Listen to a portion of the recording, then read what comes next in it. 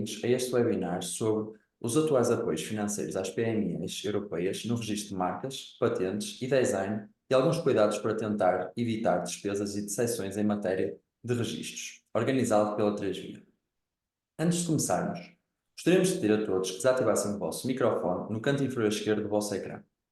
Relativamente às questões que possam surgir durante a apresentação, estejam à vontade para enviar as vossas dúvidas no chat e posteriormente teremos um momento reservado para responder a todas elas. Passo agora a palavra ao Dr. Ângelo Dias para a apresentação do programa e da empresa 3Via. Muito boa tarde a todos, sejam bem-vindos estes participantes que já se encontram online, bem como aqueles que, por motivos de ordem profissional, como tem sido habitual nos nossos webinars, muitas das vezes não podem em direto assistir aos nossos webinars e, a posterior, recebem toda a apresentação e toda a documentação, bem como o evento no seu filme através do nosso canal de YouTube. Hoje temos um programa, um webinar que eu diria de muitíssimo importante para as empresas e não só, como o Dr. Mário Castro Marques nos vai falar na sua exposição, e é um tema que eu diria que em Portugal, nos últimos tempos, nós infelizmente ainda estamos muito na cauda da Europa relativamente a registros de marcas, patentes e não só, estando ainda na cauda, mas sendo um país que tem um ID, portanto, uma questão de desenvolvimento muitíssimo elevado. E, portanto, isto para vos dizer que, e sem grandes delongas e não me roubando muito tempo, que o filme que viram a começar este webinar são as nossas instalações, é o Dot.Work, que se encontra em Vila Nova de Gaia, onde a empresa 3Via, que é uma empresa que essencialmente faz ou tem como atividade o acompanhamento de compra e venda de sociedades, portanto ajudamos os nossos clientes ou a comprar sociedades ou a vender sociedades e ao mesmo tempo também somos uma empresa que acompanha os clientes nas suas várias vertentes, desde a possibilidade das auditorias, desde a possibilidade de poderem candidatarem-se a fundos comunitários, desde a possibilidade de se encontrar, através das reestruturações, recuperações empresariais, encontrando soluções empresariais que vão ao encontro daquilo que são as necessidades das empresas e de todo a sua organização societária, e muitas das vezes também tratamos e ajudamos as empresas a encontrar aqueles que podem ser os stakeholders que melhor se podem relacionar com a sua atividade. Diria também, e para passar a palavra ao Dr. Mário Castro Marques, diria-vos também que na terceira via estamos sempre disponíveis para vos poder ajudar e acompanhar, porque para além das reestruturações, para além da possibilidade das aquisições e das fusões empresariais, fazemos também estudos económicos e também temos a possibilidade de, para além da candidatura aos fundos comunitários, à bazuca, poder fazer a gestão e o acompanhamento de todos esses processos. Para melhorem conhecerem a terceira via, nada mais do que ou entrar em contacto connosco, e têm aí os nossos contactos, ou consultarem a nossa página, onde podem encontrar a título de exemplo várias situações e várias oportunidades de negócio, quer de compra, quer de venda de sociedades. E sem mais delongas, passo a palavra ao Dr. Mário Castro Marques para poder fazer a sua apresentação e poder abordar o tema de hoje. O Dr. Mário Castro Marques é fundador da AFORFIP, é consultor de empresas na implantação de estratégicas e proteção de ativos intangíveis, agente oficial da propriedade industrial e árbitro da respectiva associação, e também é mestre na Universidade do Minho em Direito e Informática.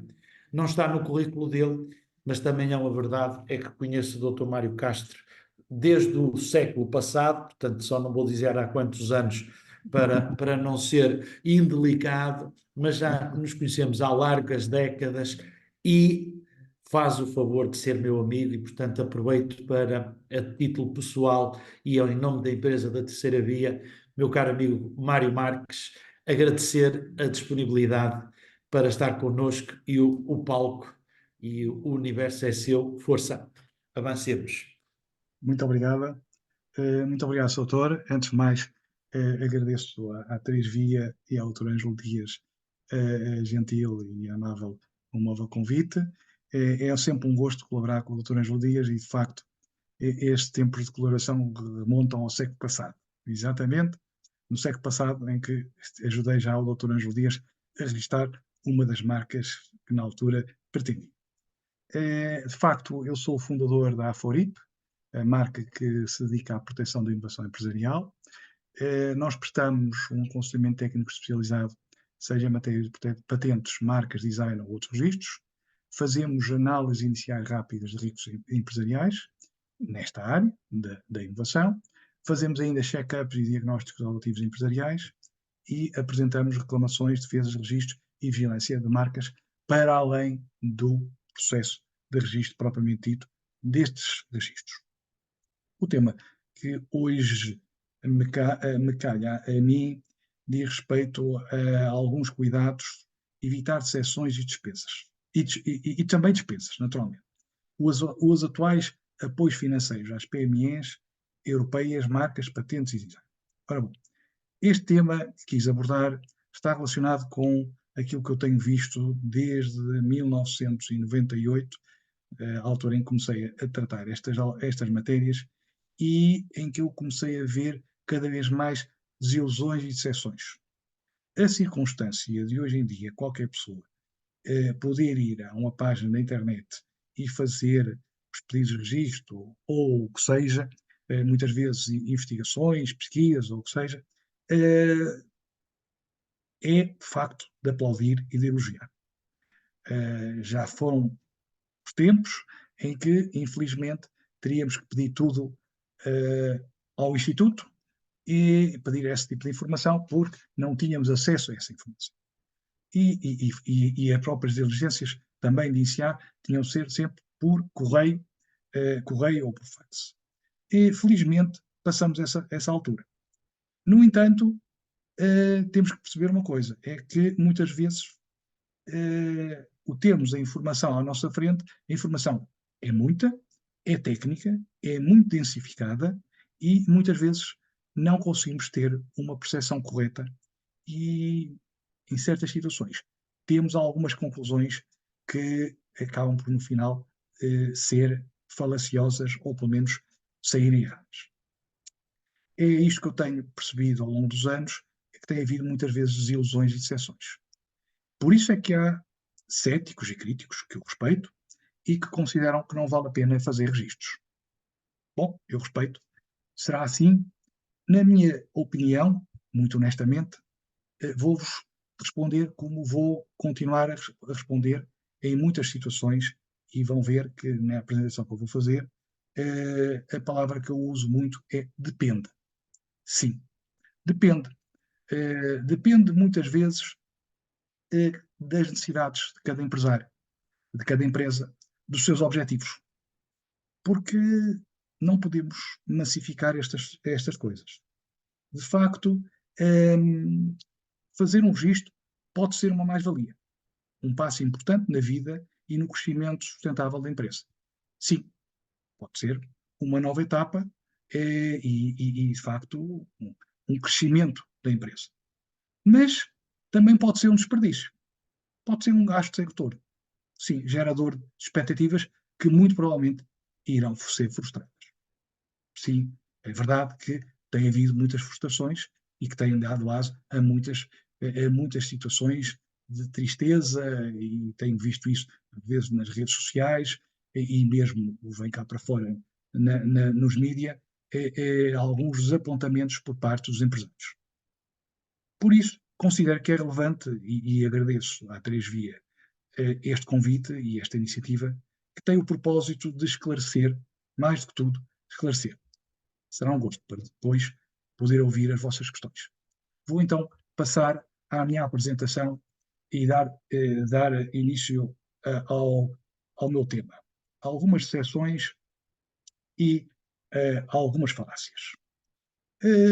A questão que eu vos chamaria a atenção, a primeira questão é que, de facto, nós estando no mercado, hoje em dia é um mercado global, sem margem para dúvidas, apesar dos problemas que este mercado global tem enfrentado hoje em dia com um conjunto de tragédias e de guerras que nos têm criado enormes problemas, a realidade é que, mesmo tendo em consideração isso, continuamos a ter uma competição.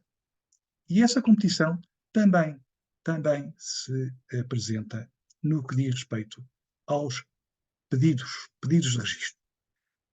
Eu gosto de olhar para os números e tirar algumas conclusões e interpretá-los e tentar perceber o que é que eles podem indiciar. Vejamos então, no ano passado, vamos falar de 2023, qual foi o número de pedidos de marcas que surgiram durante todo o ano. Estamos a falar de 20.924 pedidos apresentados em 2023. Um aumento de 3,4% relativamente ao ano anterior. Gostava só de chamar a atenção que se nós partimos de um pressuposto, que não é o correto, que todos estes pedidos de marcas em Portugal foram apresentados para uma classe de produtos ou serviços, nós estamos a falar aqui num valor extremamente considerável.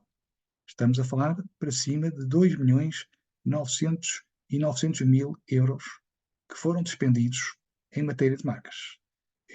Seguramente passou os 3 milhões, porque muitos dos pedidos são para várias classes, são multiclasses, podemos dizer assim. E, portanto, de certeza passaram os 3 milhões de euros que o Instituto recebeu e que as empresas gastaram naturalmente. Em termos da União Europeia. Em termos da União Europeia, agora temos que ver que, de facto, os números são outros, naturalmente. Estamos a falar de 27 Estados-membros e em 2023 subiu, apesar de tudo, 0,85%. O número total de pedidos apresentados foram 175.689 e estamos a falar, grosso modo, mais uma vez partindo do pressuposto que um pedido de marca foi apresentado só para uma classe, que não é normalmente o caso, acontece frequentemente com várias classes, produtos ou serviços, mas estamos a falar, grosso modo, quase andará à volta dos 150 milhões de euros. Sim, 150 milhões de euros que o Instituto recebe e que as empresas gastam neste só estamos a falar de marcas. Não estamos a falar de patentes, nem estamos a falar de design. Hoje, esta apresentação irá centrar-se essencialmente em matéria de marcas. No entanto, sempre que posso, poderei fazer alguns comentários que, quando podem ser transponíveis também para outro tipo de registros. E uma curiosidade que eu achei importante é que, ao fim de cerca de 20 anos, que em matéria de registros de marcas da União Europeia, para toda a União Europeia, para os 27 Estados-membros, o sistema funciona essencialmente há cerca de 20 anos. Portanto, não, peço desculpa, estamos a falar a volta de 30 anos. 30 anos, os 30 anos que funciona este pedido de registro, o sistema de registro da marca em toda a União Europeia. Para ficarem com uma ideia, eu trouxe também aqui estes números que achei bastante interessante. Isto é uma súmula dos principais países que fizeram até hoje, o número de pedidos de registro de marca das empresas provenientes desses países. Portanto, neste momento, em primeiro lugar, são as empresas chinesas, provenientes da China, em segundo lugar, as empresas alemãs e, em terceiro lugar, os Estados Unidos da América, as empresas norte-americanas que fizeram até hoje mais pedidos de registro de marcas em toda a União Europeia. Portugal, apesar de tudo, não está muito mal, está em 16º, se bem que, reparem, pronto, temos o Japão, temos a Roménia à nossa frente, apesar de tudo, ou seja, ainda ficamos um pouco atrás relativamente aos nossos principais concorrentes, podemos dizer assim, nesta matéria. Duas conclusões poderemos retirar de todos estes números. Apesar das críticas, as empresas continuam a apostar em registar, em proteger a sua identidade comercial, que é isto que estamos aqui a falar, em proteger a entidade comercial dos produtos ou dos serviços. Para isso é que se destina uma marca de produtos ou serviços. Em segundo lugar, visto estes números, os institutos, naturalmente, têm interesse também nestes registros, dado serem, de facto, uma fonte de receitas muito importantes. Portanto, percebemos que há mais alguma coisa para além do que de disponibilizar um site, de disponibilizar todos os mecanismos para fazerem os pedidos de registro, mas sim, de facto, há um interesse dos próprios institutos em também depois arrecadar algum dinheiro por parte das empresas. Uma terceira conclusão, face aos números que eu vos apontei aqui do total de pedidos de registro apresentados até hoje, há de facto 2 países fora da União Europeia, China e Estados Unidos, que estão a tomar as suas posições privilegiadas no mercado da União Europeia. Sim, em face disto, de facto, verificamos que são outros 2 países, não os países próprios da União Europeia, com exceção da Alemanha, mas são países que são as empresas que vêm desses mercados que, ao fazerem registros na União Europeia, assumem posições privilegiadas e únicas e exclusivas neste mercado. Isto dá que pensar e, de facto, acho que é importante que as empresas portuguesas percebam que este efeito, isto traz, de facto, problemas. De facto, traz problemas porque as empresas portuguesas, ao ver um registro de uma marca da União Europeia nas mãos de uma empresa, ou seja, italiana, espanhola, alemã ou chinesa, esse registro é válido em Portugal e esse registro permite ao proprietário dessa marca impedir que a empresa portuguesa possa identificar os seus produtos ou os seus serviços com uma marca igual ou parecida. Bom, posto isto, então farei uma segunda apresentação, a segunda parte. De facto, há aqui algumas falácias que eu gostava de chamar a atenção quando se vai, por exemplo, ao computador e se começa a procurar, a ver se há alguma coisa, se pode haver. Bom, muitas vezes pode haver muita coisa. Nós encontramos resultados muito, muito grandes, muito enormes, quando fazemos pesquisas no Google e assim. Outras vezes, achamos, olha, não há nada, não há nada. E, portanto, ficamos todos contentes. Não há nada registado, então podemos registar. Isto é uma falácia. Porque é importante realçar que os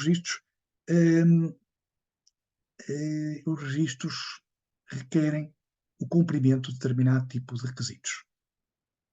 Muitas vezes, o facto de não haver nada registado, isto tanto se aplica em matéria de marcas, como de patentes, como de design, pode significar, de facto, que aquilo que eu pretendo proteger, aquilo que eu pretendo registar, não é registável. E por isso é que não há lá nada. Por isso é que, de facto, ninguém conseguiu fazer o registro.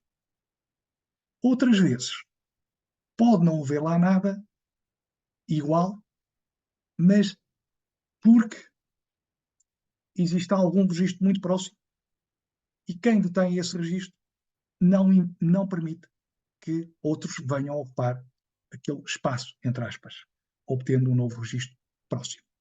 Portanto, este tipo de falácias, não há nada registado, então podemos registar, isto, peço desculpa, mas é melhor esquecermos, precisamos saber, e que muitas vezes temos que ver todo um conjunto de informação técnica, e por isso é que eu costumo dizer, depende, há de facto situações em que não havendo nada registado, temos a luz verde, e sim, força, vamos para a frente, não há problemas, outras vezes pode não ser assim. Outra afirmação que eu ainda na semana passada ouvi isto de uma pessoa, naturalmente não vou revelar ninguém, mas que já fiz o registro, enviei online e já paguei. Pois, de facto, vamos ver uma coisa. O que eu pergunto é, mas há uma decisão?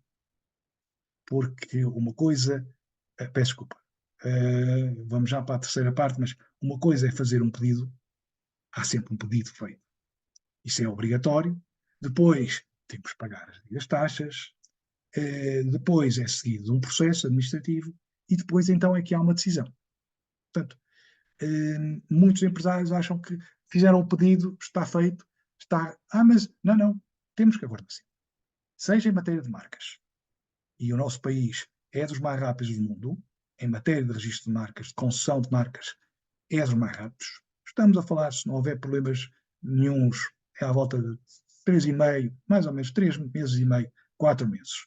Isto é muito rápido, sim. Eu peço desculpa, mas eu ainda sou do tempo em que demoravam 2 anos. E passavam os 2 anos.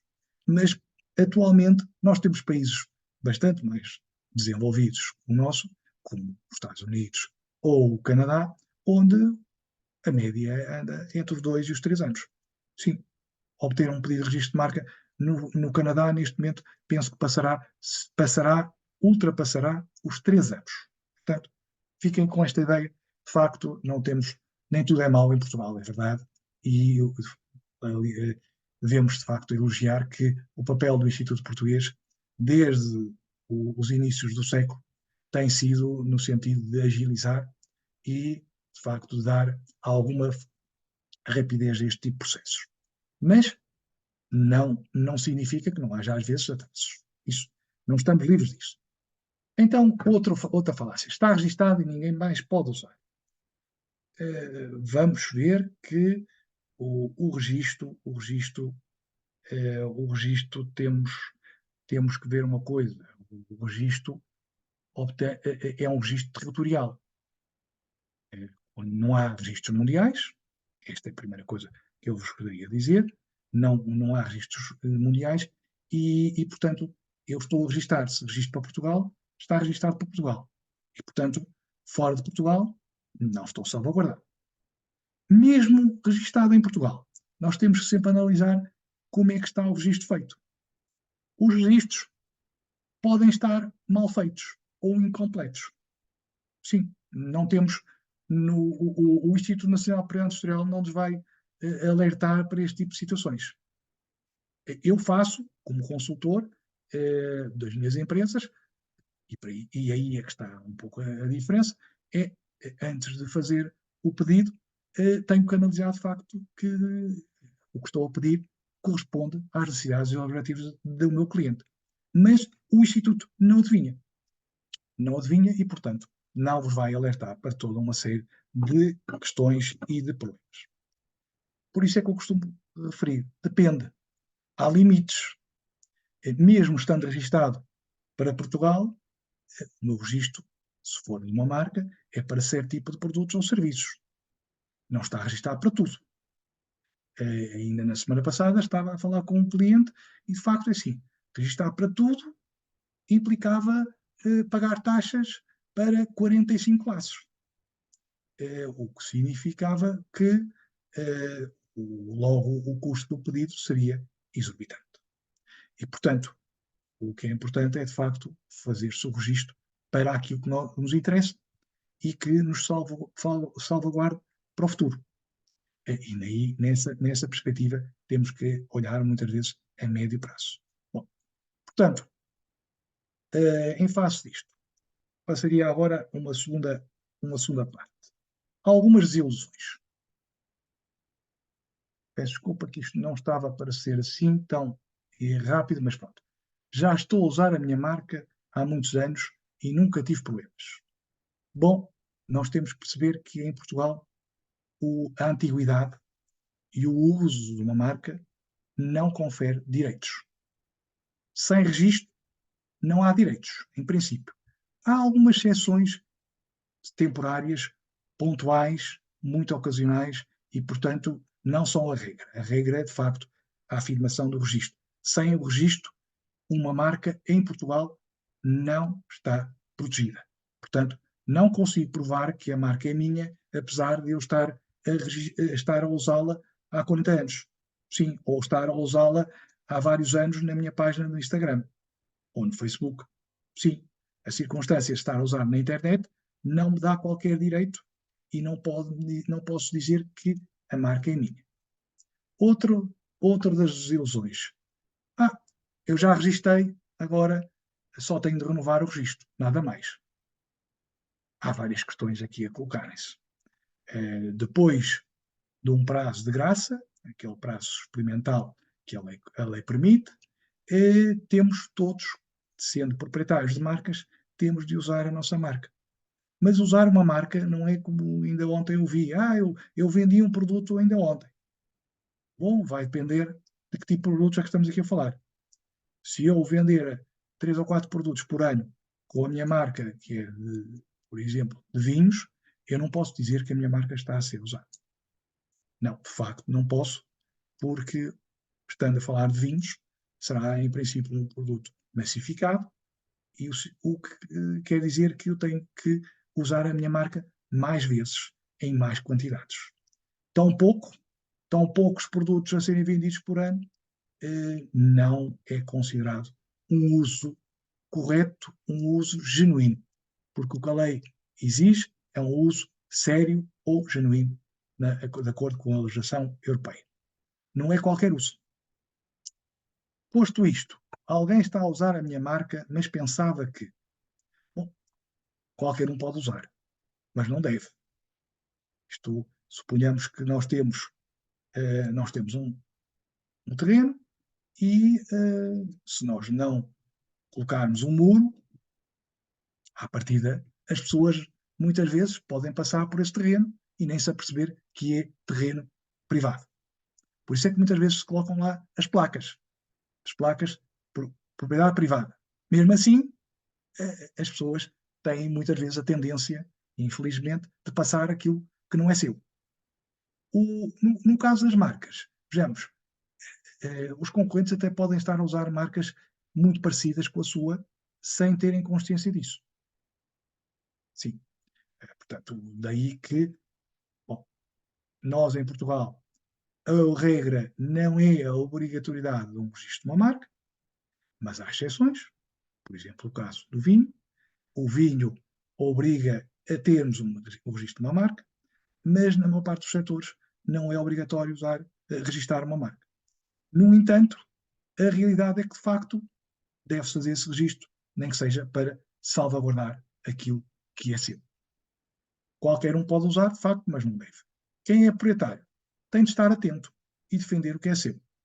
Como eu escrevo aqui, não estar à espera que seja o Estado. Sim, não vamos estar à espera que seja o Estado, na minha opinião, para podermos defender aquilo que é nosso. Então, valerá a pena registar? Bom, mais uma vez, depende. Depende, de facto, se tiver uma estratégia para a sua marca, se a sua marca começar a ser usada, começar a ser, de facto, uma forma de identificar e de cativar novos clientes e angariar nova clientela. Sim, vale a pena registar. Mas, se for para ficar na gaveta, peço desculpa pela expressão, de facto, não penso que seja a melhor forma de se investir, porque não é nenhum investimento quando a marca fica na gaveta. Não sei se já repararam, mas no boletim do Instituto Português surge diariamente chama aquilo obituário, ou seja, onde são onde são apresentadas a morte de muitas marcas e muitos registros que terminam. Sim, de facto, as marcas são como as pessoas, nascem, vivem e podem morrer, de facto. Podem morrer por várias circunstâncias, nomeadamente porque o seu proprietário deixa de ter interesse na marca. Por qualquer razão, o plano, o projeto não foi para a frente, um dia mais tarde vai acabar por morrer a marca. Agora, valerá a pena então registar? Com o registro, eu gostava de chamar a atenção, é só com o registro que eu tenho um direito exclusivo, eu passo a ser proprietário, passo a poder dizer esta marca é minha. Chama a atenção para isto. Até lá posso estar a usá-la, mas não posso dizer que é minha. Também, com o registro, eu passo a ter um ativo, é um ativo intangível, eu ponho ali o IV, intangível, valorizável. Sim, de facto, na empresa, muitas vezes o património da empresa é composto por uma série de bens deterioráveis, que ao longo do tempo vão perdendo vão perdendo valor. Estamos a falar de automóveis, equipamentos, tudo isso. O caso da marca não é assim. O caso da marca, design e da patente são, de facto, ativos que, se forem, de facto, bem usados no âmbito de uma estratégia e forem fonte de rendimento, de facto, esses ativos podem ser extremamente valorizados. Nós vemos o caso de marcas de automóveis, marcas como a Google e assim, de facto, valem mais que o resto do património todo da empresa. É de facto o registro que o ativo fica salvaguardado contra certo tipo de abusos. Não é contra todos, já vimos, e a realidade é que de facto temos que o defender. Mas, tendo o registro é extremamente importante para começar a reação e a defesa daquilo que é meu, tal como está registado. O registro também é de facto um bom esteio. É um bom esteio para desenvolver melhor a minha atividade. Na realidade, também, aqui há poucos anos, eu registrei a minha marca, a Aforip, e é com base nesta marca que eu estou a dar a conhecer os serviços técnicos que estou a prestar. A Aforip é, de facto, uma marca e neste momento está registrada a nível nacional e em curso está o registro europeu, porque pretendo também desenvolver a minha atividade em vários territórios da União. É nesse âmbito que eu assumo a marca como um esteio. Não é sinónimo de sucesso. Não é. Se nós não pedalarmos, a bicicleta não anda. De facto, não é o registro que vai fazer andar a minha própria empresa. Mas é o registro da marca que vai permitir eu estar, pelo menos, salvaguardado contra determinado tipo de abusos por parte da concorrência. Resguarda, de facto, a identidade única no mercado que eu tenho. De facto, em Portugal, a Aforip é minha, só com a minha autorização é que alguém poderá usar a marca Aforip, pelo menos para os serviços para os quais ela está registrada. Sem o registro, de facto, eu não estou minimamente protegido, pelo menos em matéria de marcas. Em matéria de marcas, não. Eu estou a usar a marca há vários anos, isto não é sinónimo de qualquer valorização. O facto de estar há 4 ou 5 ou 10 anos, só por si, é irrelevante à face da lei portuguesa, é irrelevante e não me garante qualquer proteção em termos contra a concorrência. De facto, não é minha. A marca não é minha, não tenho, de facto, o direito de impedir que outros usem a minha marca ou até registrem essa mesma marca ou uma marca muito parecida, podendo depois ficar eu prejudicado, naturalmente. Posso vir a ser impedido de continuar a usar a marca? Sim, posso. Em termos gerais, posso, a não ser que eu prove todo um conjunto de circunstâncias de má-fé, toda uma série de situações, mas que são muitas vezes difíceis de se provar na prática. De facto, eu estou a usar a marca há 40 anos, nunca a registrei, alguém registra uma marca parecida, a realidade é que esse alguém pode vir-me a colocar problemas e obrigar-me a deitar fora a minha própria marca. Sim. Eu costumo dizer que quem anda à chuva molha-se. E é isto que pode acontecer a quem está a usar uma marca e não está com a marca registrada. Vou passar agora para a minha última fase, conclusão, onde eu vou falar sobre os apoios financeiros. É neste âmbito que eu, como consultor, eu sou consultor, estou inscrito na rede de consultores do Instituto Europeu, o Instituto Europeu da Marca e do Design Europeu, e de facto estão previstos um conjunto de apoios financeiros às PMEs. Estamos a falar só de PMEs europeias. Esses financiamentos são na forma de reembolsos, despesas e taxas. Portanto, obrigará sempre o proprietário da marca a investir primeiro e depois reembolsar.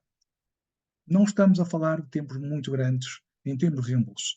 Normalmente, entre 1 a 2 meses é o tempo suficiente para que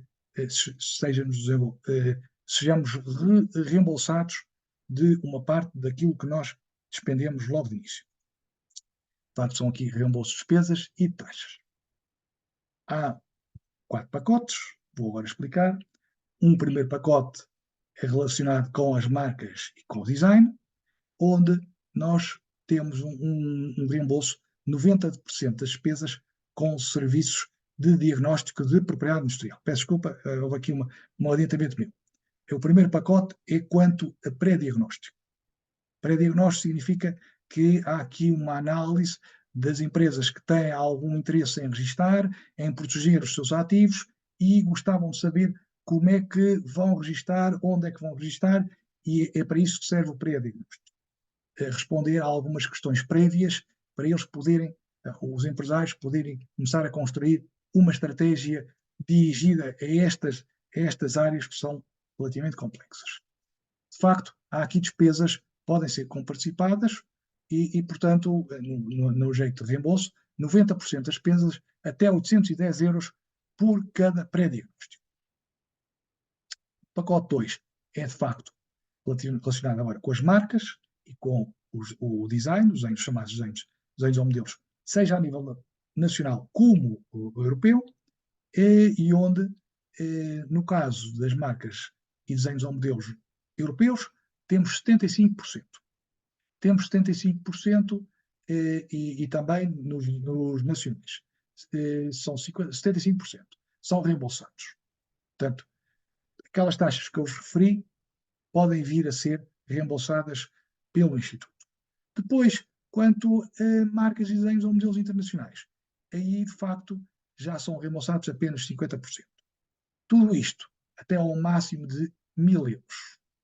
Há um voucher no valor de 1.000 euros que ainda anteontem pedi de um cliente que me autorizou isso e pedi o reembolso de 900 euros. É esse o valor que ele vai receber de um pedido de registro de marca da União Europeia, onde ele pagou 1.200 euros e vai receber 900 euros. Não está a mal, 300 euros as taxas para um pedido para 4 classes. 4 classes de produtos no âmbito europeu, por 300 euros, penso que não é mau, não é mau, é um valor bastante interessante, que se fôssemos país a país, provavelmente seriam 10 vezes mais. 100 vezes mais, peço, sim, podemos chegar aos 30 mil euros, sim. Portanto, passando ao terceiro pacote, para terminar um pouco a minha apresentação, temos ainda na área das patentes nacionais e das patentes europeias, temos a possibilidade de sermos reembolsados em 75% das taxas, sim, seja das taxas para o pedido, seja para das pesquisas que são pedidas ao Instituto, e ainda 50% das despesas com a própria redação. Chama a atenção que estas despesas têm de ser com certo tipo de empresas reconhecidas pelo Instituto. Portanto, estas despesas não são relativas a toda e qualquer empresa que faça a redação de pedidos de patentes. O máximo que nós poderemos obter aqui, neste caso, são 3.500 euros. Isto é anual, neste momento tem sido anual. Enquanto os valores estiverem disponíveis, enquanto houver um fundo disponível, o Instituto tem reembolsado, efetivamente, todas as despesas que tenham sido comprovadamente feitas neste tipo de gastos. O pacote quarto é aquele que é menos interessante, apesar de tudo, tem a ver com as variedades vegetais, proteção de produtos de sementes, de produtos transgénicos, sim, também novo tipo de produtos agrícolas, sim, as variedades vegetais são essencialmente isso, é um registro independente e até ao máximo de 1.500 euros. Não é bem o assunto que nós estamos aqui a tratar hoje. Para concluirmos então agora esta apresentação, que já vai longa, eu gostaria de vos falar então das minhas conclusões. É que evitar perder tempo e dinheiro é uma preocupação de cada vez mais importante das empresas.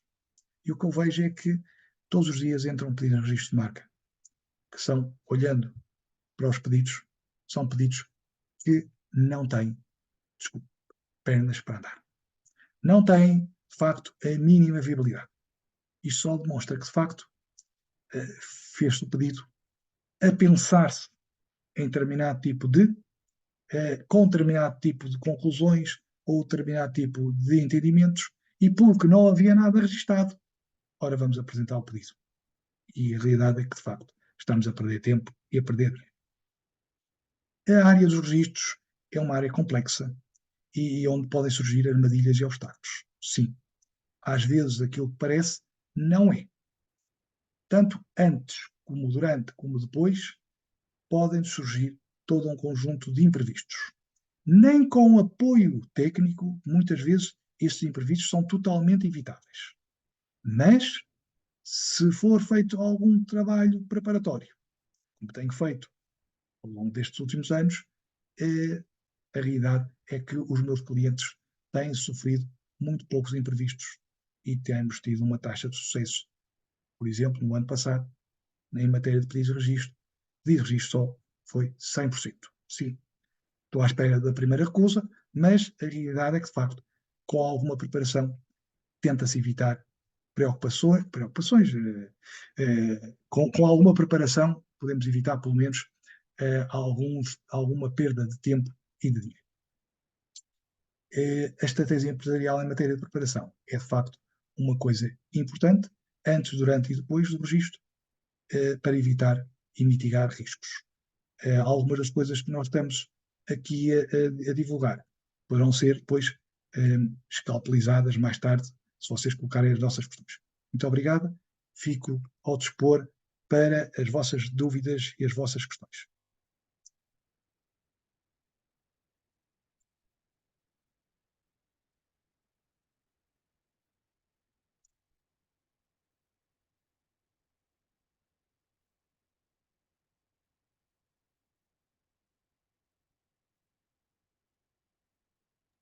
Estava a falar sozinho, peço desculpa.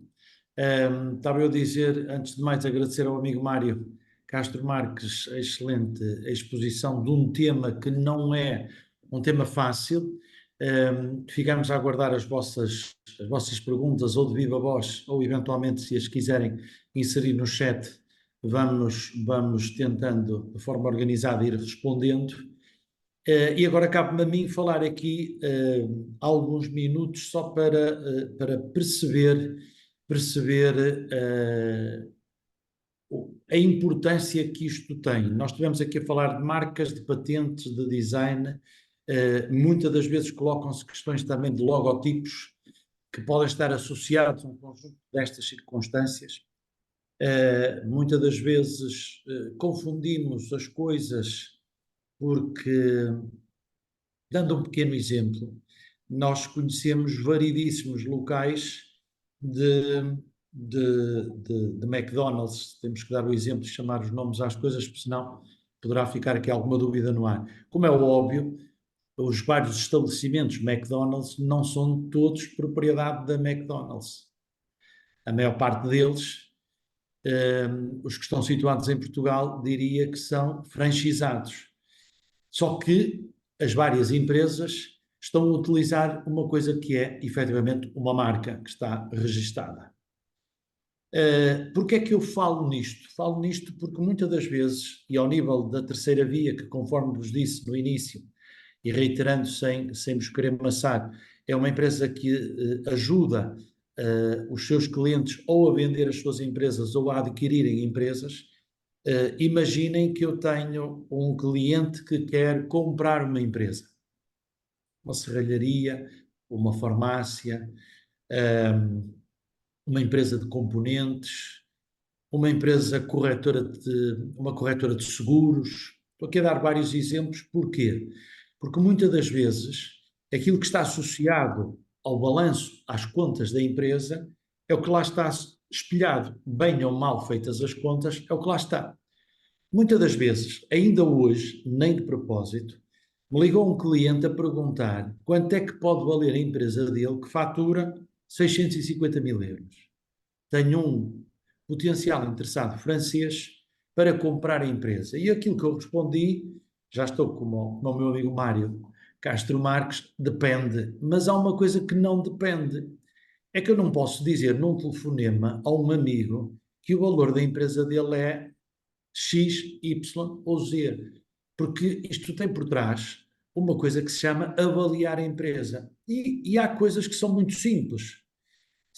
Há vários critérios de avaliação de empresas, não vou querer aqui dar nenhuma aula, nem falar, nem estender-me demasiado sobre isto, mas é fácil de perceber que eu tenho vários critérios da empresa, às vezes, mesmo somando todos os critérios, dividindo por 3 ou por 4, eu posso não conseguir chegar ao valor da empresa, porque eu estou a trabalhar uma coisa que é com base na contabilidade, bem ou mal que possa estar essa contabilidade, atualizada ou desatualizada.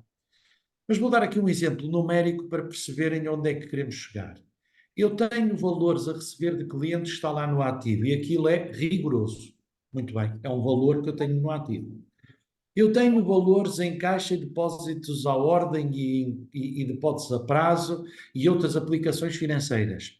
Os depósitos à ordem é um valor, os depósitos a prazo já têm uns juros. As outras aplicações financeiras, e não é por acaso que eu estou a falar nisto, se forem ações, podem depender muito de uma coisa que se chama valorização. Podem depender muito das cotizações. Já me está a alterar potencialmente o valor desse mesmo ativo.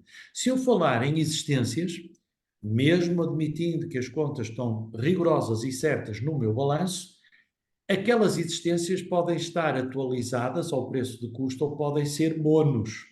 Se forem monos, significa que, apesar de contabilisticamente ter lá 100, elas podem só valer 30. Já estou a desvalorizar o meu ativo neste item em 70 unidades monetárias.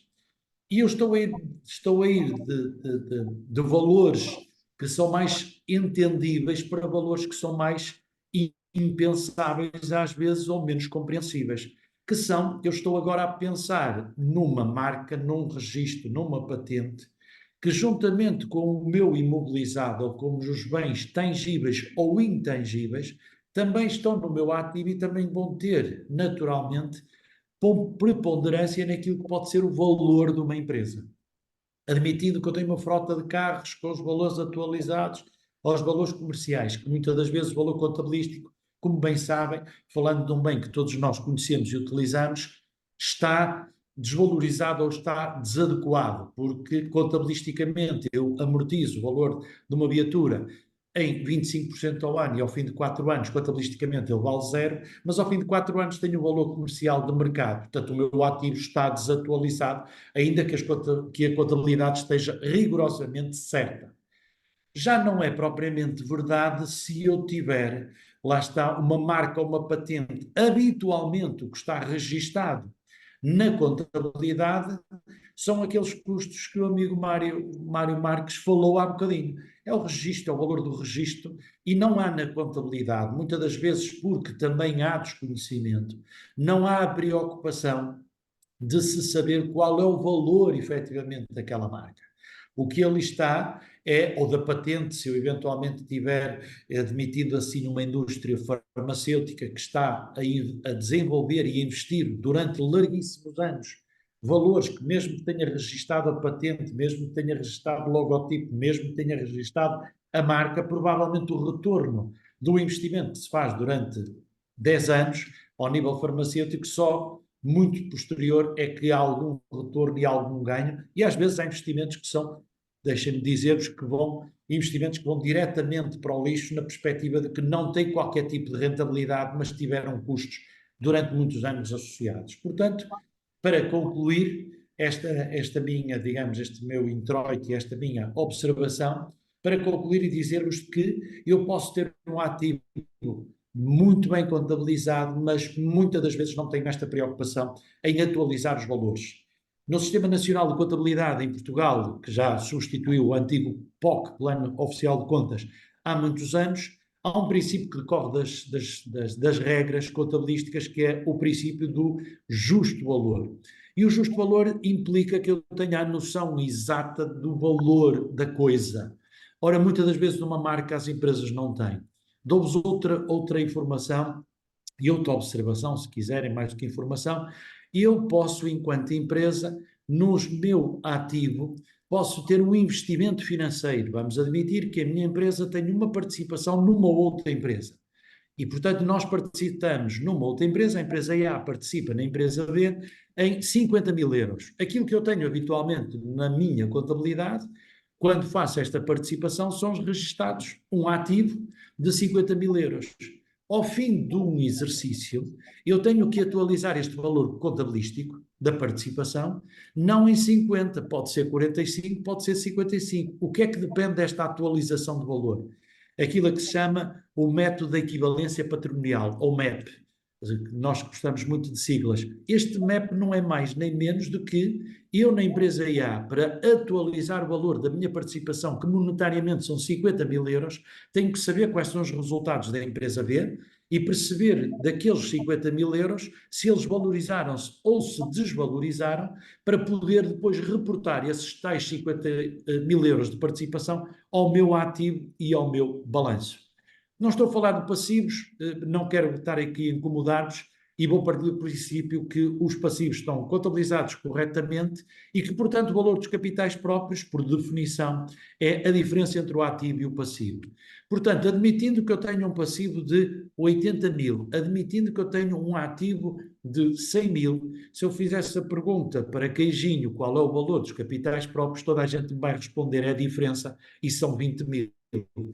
Então, os capitais próprios, que são 20 mil, um dos métodos de avaliação de uma empresa era dizer, sim senhor, a minha empresa vale 20 mil. Pode não valer exatamente por aquilo que eu vos acabei de descrever das possibilidades, que é, apesar da contabilidade estar atualizada, apesar de eu ter 100 de ativos, eu posso ter intangíveis ou posso ter financeiros, onde estão incluídas as marcas e as patentes, que podem não estar atualizadas no seu valor. E isso, muitas das vezes, para nós, terceira via, é o desafio do nosso dia-a-dia, é poder dizer ao cliente que o valor da sua empresa é de X ou de Y.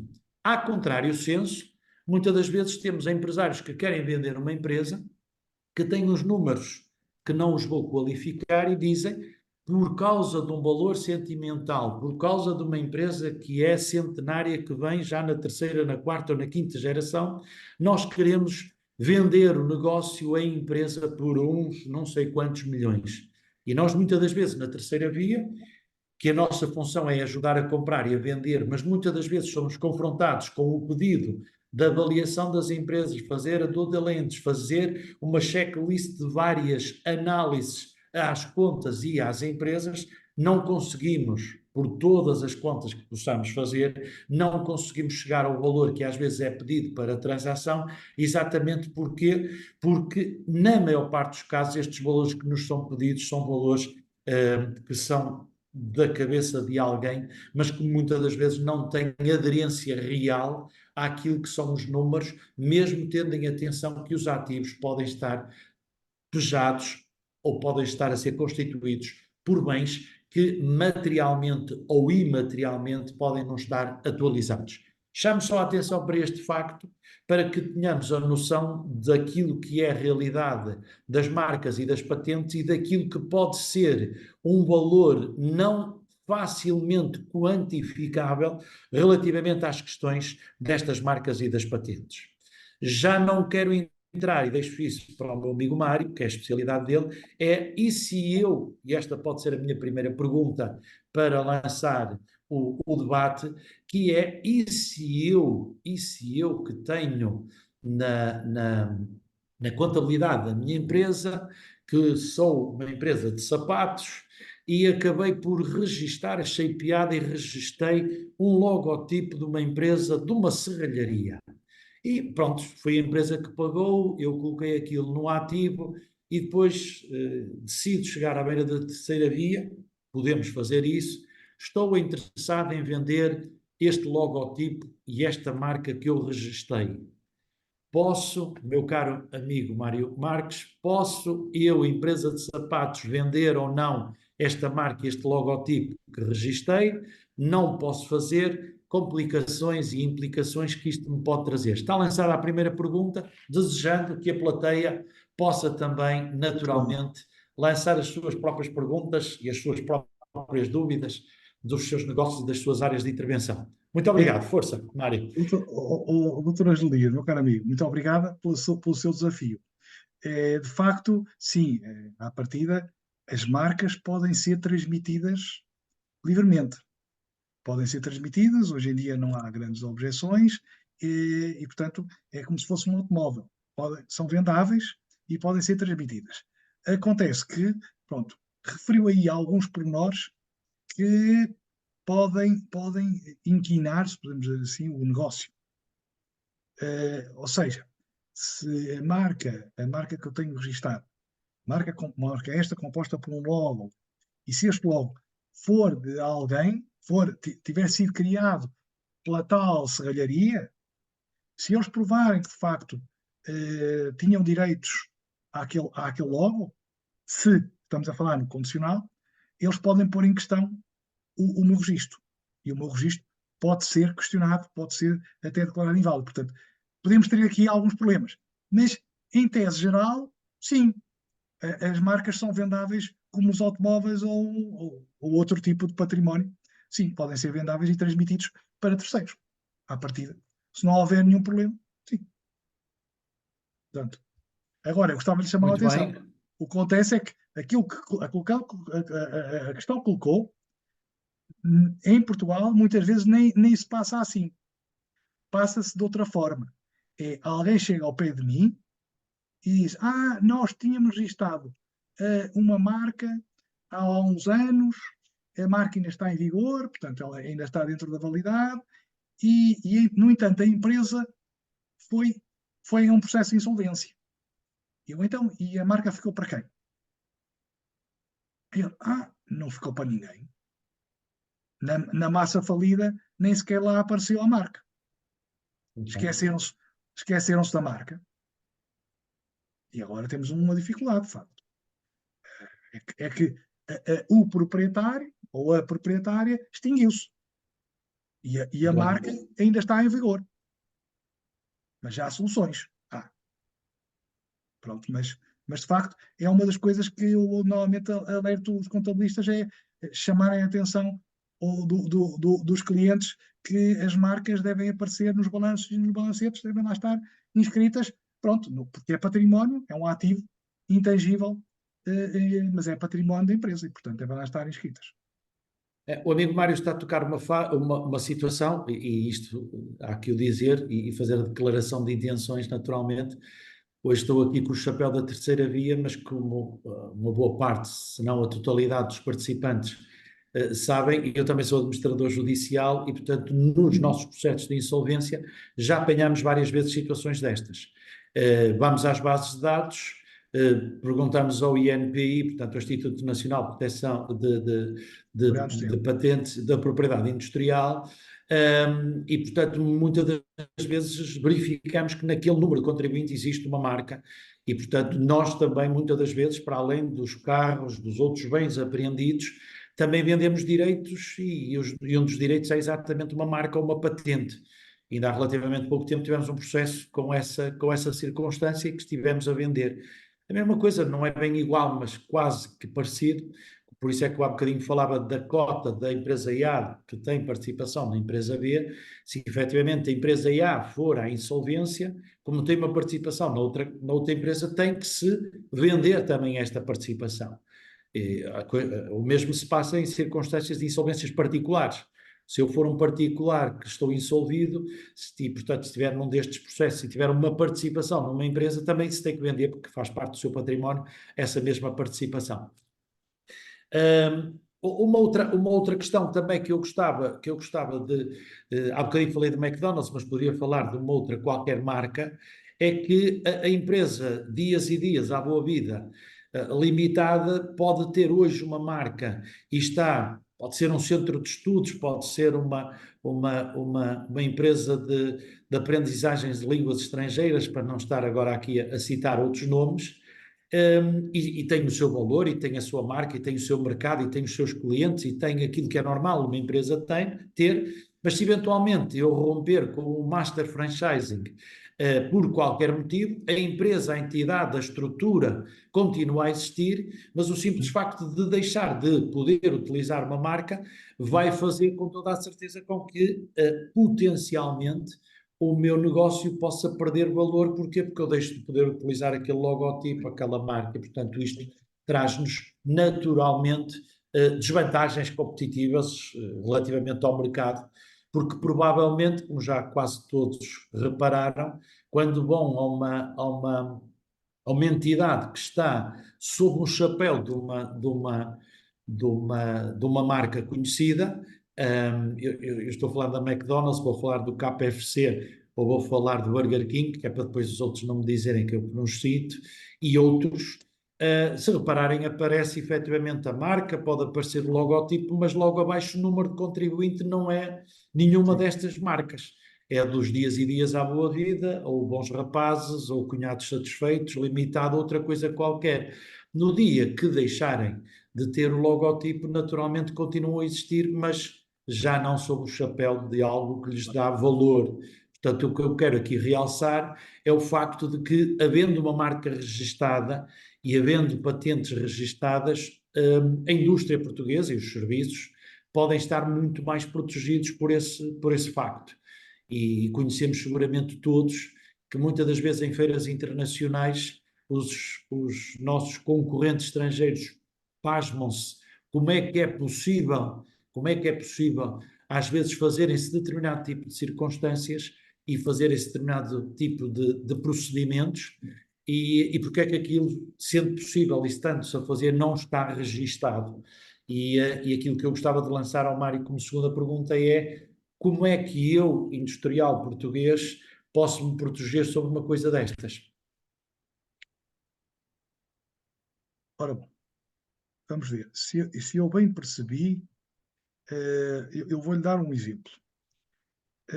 Aqui há uns anos, todos nós conhecemos a cadeia de lojas da Chipset. Correto? A Chipset, inicialmente, se a memória não me falha, era Chipset firma, sociedade e marca Chipset. Acontece que tinham um determinado modelo de negócio baseado em lojas próprias e de facto, teve problemas e a firma em si foi à insolvência. Penso que a maior parte dos consumidores quase nem se aperceberam, mas a marca foi processo de insolvência, esta sim foi incluída na massa insolvente e foi comprada por outra empresa, uma empresa da área de consultadoria. Recordo-me que isto é público e eles lançaram um novo modelo de negócio. Foi de facto a criação de lojas, mas lojas independentes, aquilo que o Dr. Ângelo Dias falou e muito bem, onde, por empresários individual, que estão a explorar cada uma das lojas da Chipset.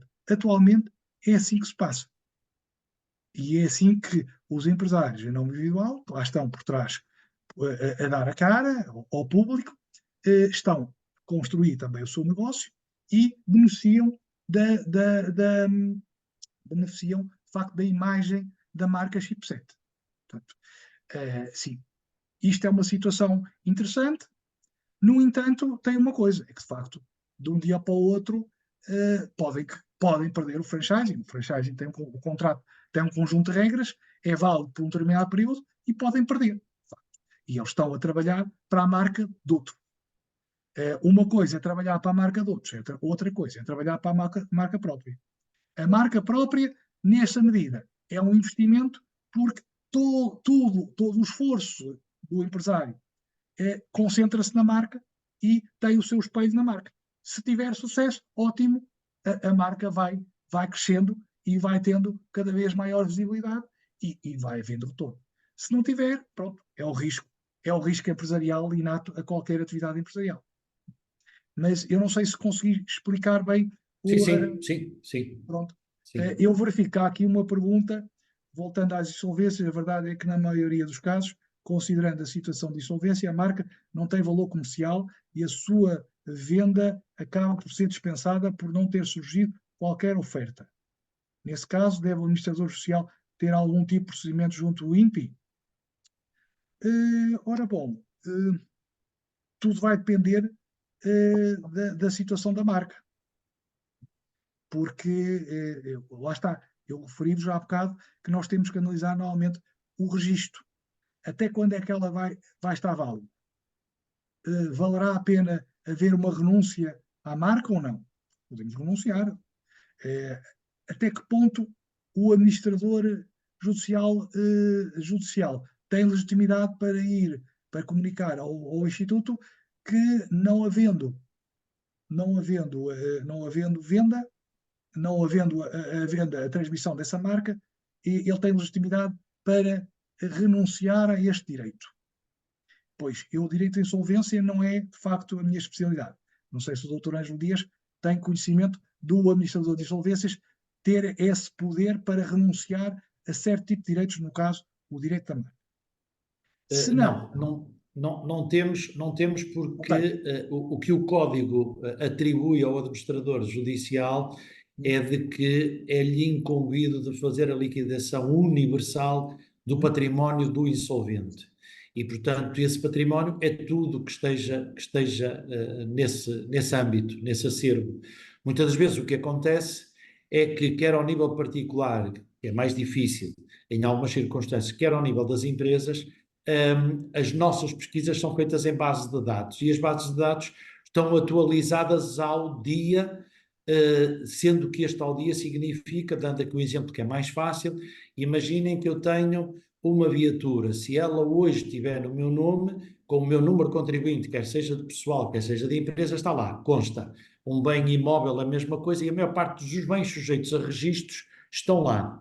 Já não é propriamente verdade, mesmo ao nível do património imobiliário, que hoje não está no meu nome, mas ontem ou anteontem estava. Portanto, eu só consigo depois perceber se aquele bem já esteve no património, recente ou não, daquela pessoa, se eu fizer a pesquisa por aquilo que nós chamamos o bilhete de identidade do bem.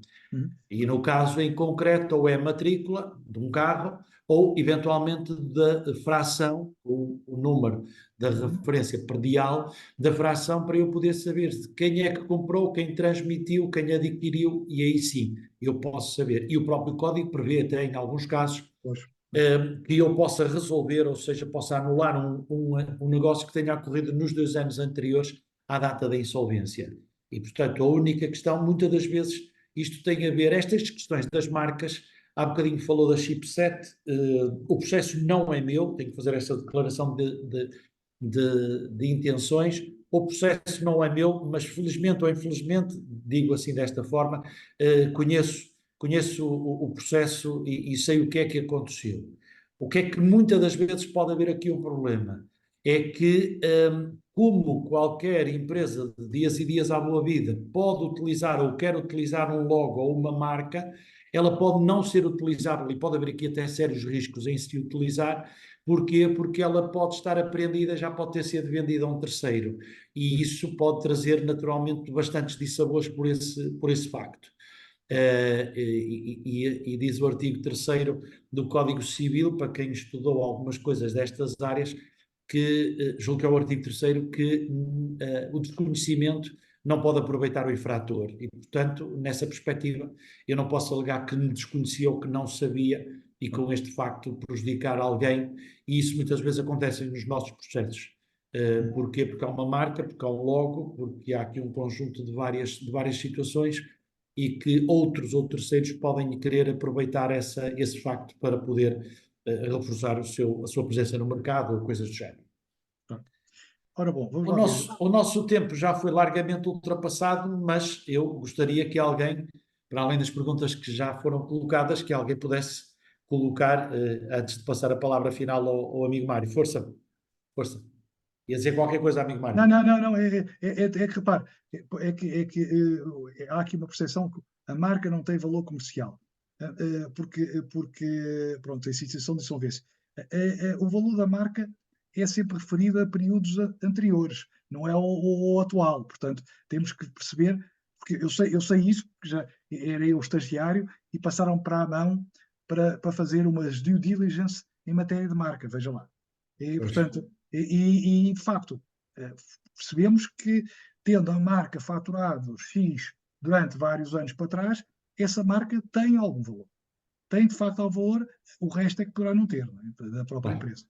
No caso aqui do administrador judicial, junto ao INPI, não, se a marca não é vendida, poderá fazer um averbamento, eventualmente. Certo. É isso que se pode fazer. Não sei se há mais alguma questão. Não vejo mãos levantadas.